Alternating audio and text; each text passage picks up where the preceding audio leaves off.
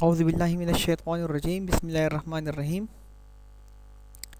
In the name of Allah, the most beneficent, the most merciful.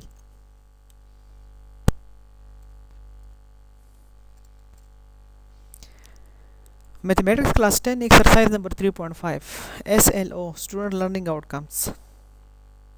After watching this video, students जो है ना क्या learn पाएंगे to know about combination of direct and inverse variations.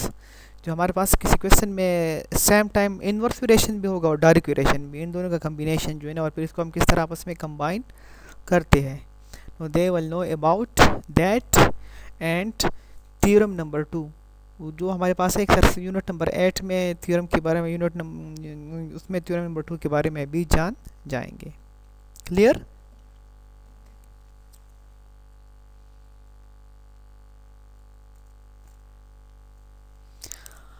Now exercise number 3.5 question number 1.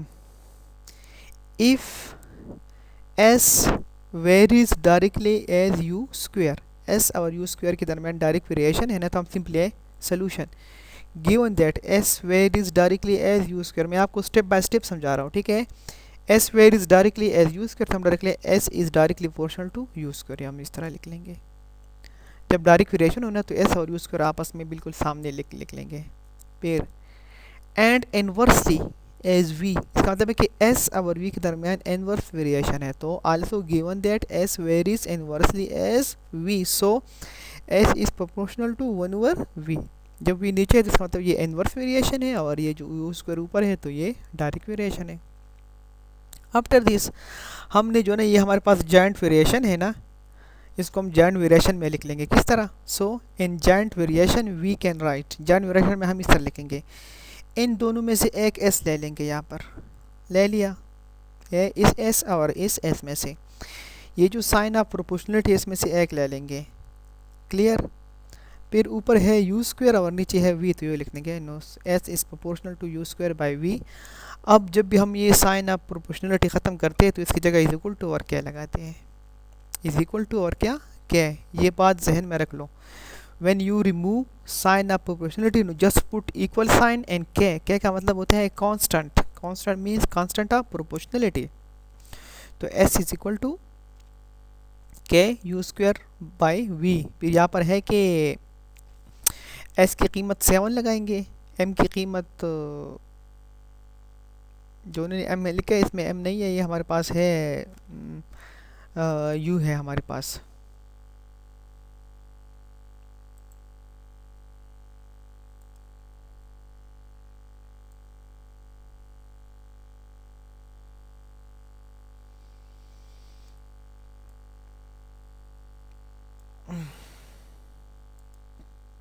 Clear? s is equal to s की जगह 7 लिख लेंगे, इसमें 7, क्योंकि इसमें से हम क्या पहले मालूम करेंगे, u की जगह लिखेंगे 3, v इज इक्वल टू क्या 2, तो इसमें से k की कीमत मालूम करेंगे। फिर है find the value of s, s की कीमत मालूम करेंगे when u is equal to 6 and v is equal to 10। शुरू में जो s दोबारा है put s is equal to 7, u is equal to 3 and v is equal to 2 in equation 1 we get s की जगह 7 लिख लेंगे इज इक्वल टू k, फिर u स्क्वायर था तो u की जगह 3 लिख लेंगे स्क्वायर और नीचे हमारे पास आ गया 2, फिर 7 is equal to 3 square means 9 और k डिवाइड बाई 2 और 9k divide by 2 is equal to 7। फिर मल्टीप्लाइंग बोथ साइड्स बाय, या सिंपली इस तरह जो है ना आप लोग कर सकते हो, सिंपली 2 7 के साथ मल्टीप्लिकेशन में चला जाएगा और 9 नीचे डिवीजन में चला जाएगा। Now 7 2 divide by 9, 7 2 the 14 by 9। Now put k is equal to 14 और 9 इन इक्वेशन 1। आप इक्वेशन 1 में हम k की जगह 14 बाई 9 पुट कर लेंगे तो s इज इक्वल टू ये हमारे पास आ जाएगा। फिर अब इसकी कीमत ये है हमारे पास, put u is equal to 6, u की जगह 6 पुट कर लेंगे, v की जगह 10 पुट करेंगे, in equation 2 we get s is equal to ये था k u स्क्वायर, तो इसमें जो डायरेक्टली पुट करेंगे s is equal to 14 multiply by U square divide by 9 v, क्योंकि हम वो अब इसमें जो है ना 14 मल्टीप्लाई बाई u की कीमत हमारे पास 36 थी, 6 थे तो 6 स्क्वायर से 36 आ जाएगा। 9 और v की कीमत हमारे पास है 10, वो यहाँ पर पुट कर लेंगे। तो 9 मल्टीप्लाई बाय 10 तो 14 मल्टीप्लाई बाय 36 इक्वल 504 और नीचे 90। तो फिर इन दोनों में सिंप्लीफिकेशन तो 28/5। क्लियर। अब हमारे पास है question number 2। If w varies jointly as x y square. ये w जो है ना जॉइंटली x और y स्क्वायर को जो है ना डायरेक्टली जब कोई बात ना हो तो इसका मतलब है कि ये डायरेक्ट वेरिएशन है। If w varies jointly as x y square and z, ये 2 नहीं है, ये हमारे पास है z।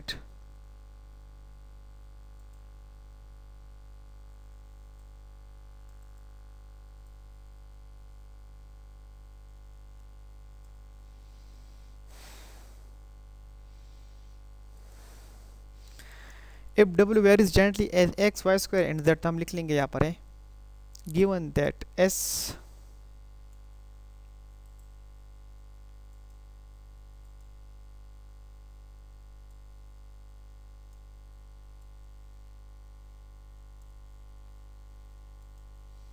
given that w varies directly as x y square and z, तो हम लिखेंगे therefore w is proportional to x y square z, ये जॉइंट वेरिएशन होता है।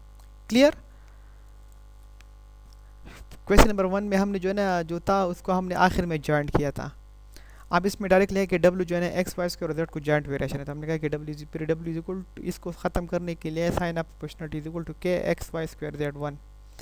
फिर यहाँ पर है w की कीमत 5 पुट कर लेंगे, x की कीमत 2 पुट कर लेंगे और y की कीमत क्या पुट कर लेंगे हमारे पास 3 और z की कीमत 10, ताकि हमारे पास क्या मालूम हो जाए।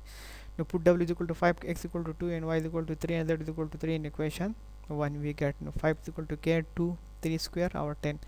तो फिर ये 5 इज इक्वल टू k 2, ये फिर put k is equal to 1 और 36 क्वेश्चन, तो ये हमारे पास आ जाएगा। फिर हमारे पास है कि put x is equal to 4 and y is equal to 7, z is equal to 3 in equation 2 we get. तो w is equal to 1 over 36 4 7 square 3। Equation 1 में वैल्यूज पुट करेंगे हम, तो 1 ओवर 36 ये 4 है, ये 7 स्क्वायर मीन्स 49 और ये 3, इसमें फिर सिंप्लीफिकेशन करेंगे तो आप लोग को अपना आंसर आ जाएगा, वो है 49/3। Clear. Question number 3। If y varies directly as X cube y जो है ना varies directly as X cube, तो लगाएंगे y is proportional to X cube.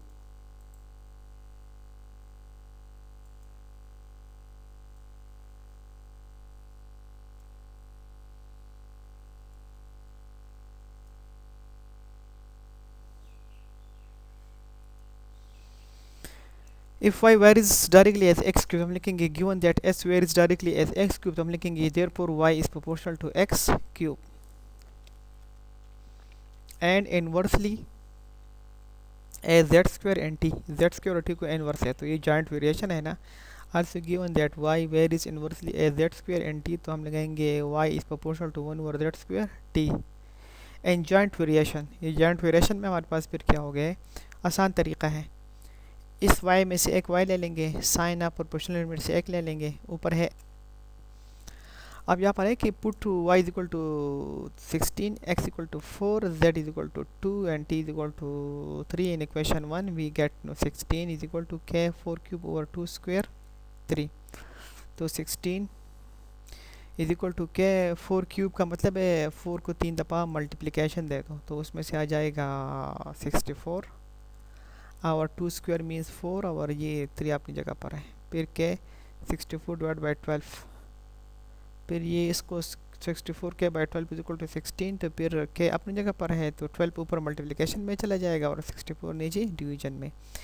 इसमें सिंप्लीफिकेशन करेंगे तो k इज इक्वल टू 16 4 ज़ार 64 और 4 3 ज़ार 12, तो k की कीमत है हमारे पास 3। फिर यहाँ पर है कि put k is equal to 3 in equation 1 we get, तो y is equal to k 3x cube और z स्क्वायर t था, तो हमारे पास तो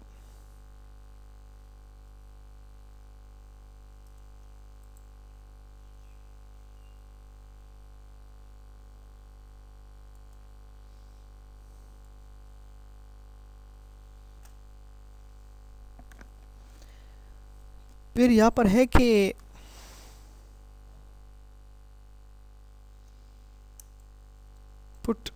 x is equal to 2, z is equal to 3, t is equal to 4 in equation 2 we get। तो y is equal to k की कीमत तो ऑलरेडी हमें पता है 3 है, x की कीमत है 2 q1 है, तो 2 क्यूब हो जाएगा इक्वेशन 1 में। इक्वेशन 2 में भी इनपुट कर लो या 1 में, दोनों सेम है क्योंकि क्या नीचे z की कीमत है z स्क्वायर, तो 3 स्क्वायर इंटू t, तो t की कीमत है 4, फिर is equal to 3, 2 cube means 8, 3 square means 9 multiply by 4 is equal to 3 3 are 9, 4 2 are 8। तो 2 पर आ जाएगा और नीचे 3 आ जाएगा, 2 और 3, तो ये हमारे पास आ जाएगा कि y की कीमत है 2 और 3। तो ये जो क्वेश्चन नंबर 1 2 3 सारे क्वेश्चन थे ना, तो इसमें था जॉइंट वेरिएशन, इसमें इनवर्स भी था, the combination of inverse direct variation and inverse variation is called joint variation. या सिंपली जो है ना जॉइंट वेरिएशन में ये भी होता है कि मोर देन वन वेरिएबल जो है ना 2 3 का जो है ना, मोर देन वन वेरिएबल 2 3 का जो है ना क्या होता है डायरेक्टली पोर्शन होगा या इनवर्स है ना। हमारे पास है थ्योरम नंबर 2, बहुत सिंपल क्वेश्चन है ना, बहुत ज़्यादा। ये जो 3 सिंपल क्वेश्चन थे ना हो चुके ना, अब ये थ्योरम नंबर 2 जो है ना यूनिट नंबर 8 में, ये भी बहुत आसान है।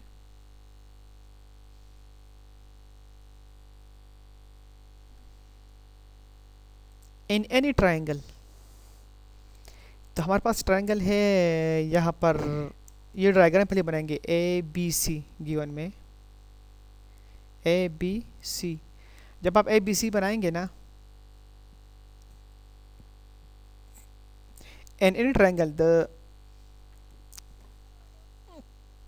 ए बी सी ट्राइंगल बनाएंगे, तो ए के सामने ये जो साइड है ना बी सी, इसको ए नाम दे देंगे, बी के सामने जो साइड है बी ए सी, इसको बी नाम दे देंगे, और सी के सामने जो साइड है ना ए बी, इसको सी नाम दे देंगे। इन एनी ट्राइंगल, किसी भी ट्राइंगल में, the square on the side opposite to acute angle, वही साइड जो एक्यूट एंगल के सामने हो, अपोजिट मीन्स सामने, एक्यूट मीन्स वो एंगल जो ग्रेटर देन 0 डिग्री हो और लेस देन 90 डिग्री, उसको हम कहते हैं एक्यूट एंगल।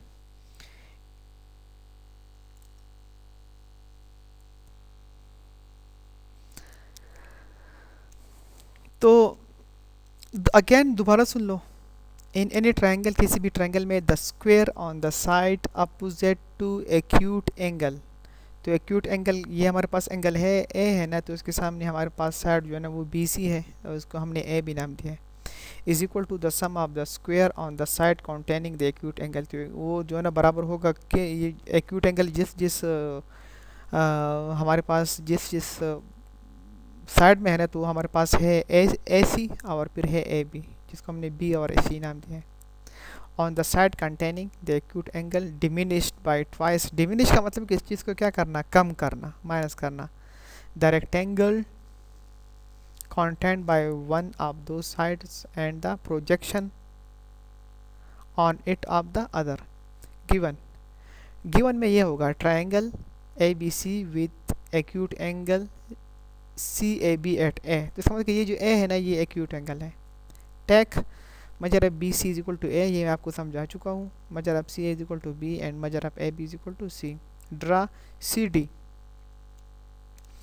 ये जो सिंबल है ना ये वाला, ये है परपेंडिकुलर का, C D side perpendicular to A B side, या side C D perpendicular to side A B को। तो फिर हमारे पास जो है ना ये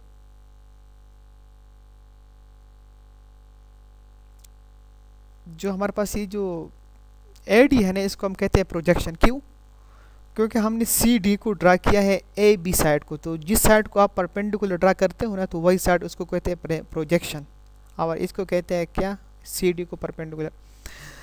therefore A D is projection of A C and on A B के ऊपर प्रोजेक्शन है, और मजर ऑफ ए से लेकर डी तक उसको हमने एक्स नाम दिया है, and measure of C D is equal to H, और सी डी को हमने एच नाम दिया है। टू प्रूव, वही काम है, जो साइड एक्यूट एंगल के अपोजिट है वो तो बी सी है ना, तो इसका स्क्वायर बराबर होगा A C square plus A B square minus 2 time diminished A B and to A D, that is A square is equal to, क्योंकि बी सी ए के बराबर है, ए सी बी की तो बी स्क्वायर प्लस ये A B C square minus 2c(x).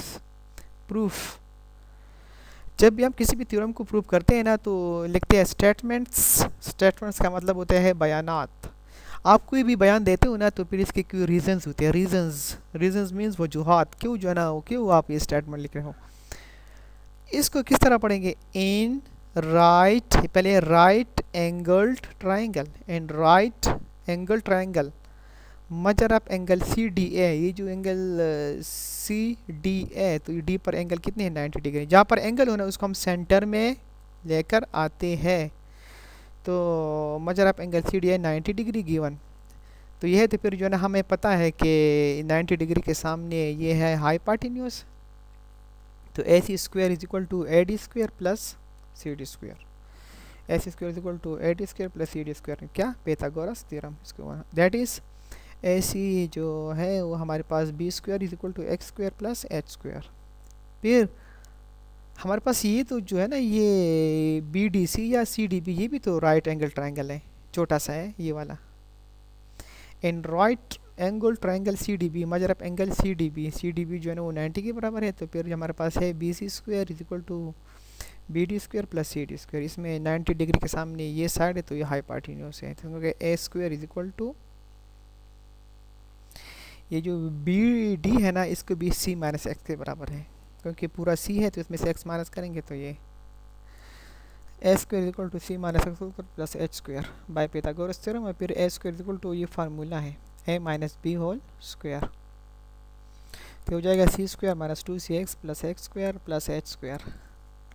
तो हमारे पास तो X square plus H square की वैल्यू तो है ऊपर गिवन है ना वो बी स्क्वायर के बराबर है, तो B square equal to C square minus 2cx और x square plus H square के लिए लगाएंगे बी स्क्वायर,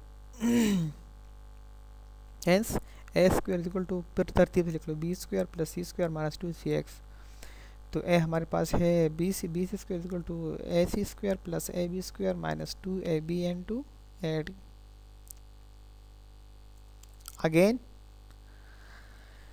इसमें आप लोग इस तरह करेंगे ना कि first you have to draw acute angle triangle जिसमें एक वन एंगल लेस देन 90 हो, तो वो हमारे पास ए वाला हो गया, ए बी सी में ए एक्यूट एंगल है। यहाँ पर एक वर्ड है ना डिमिनिश, डिमिनिश का मतलब है किस चीज़ को क्या करना, कम करना, तो माइनस करेंगे और इसमें वही काम करेंगे कि वो परपेंडिकुलर ड्रा करेंगे C D A B side को। तो आज का काम जो हमारा था ना वो था जो जॉइंट वेरिएशन के बारे में और फिर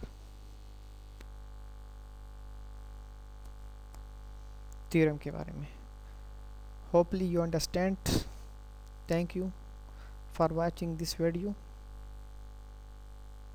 okay, also subscribe my channel.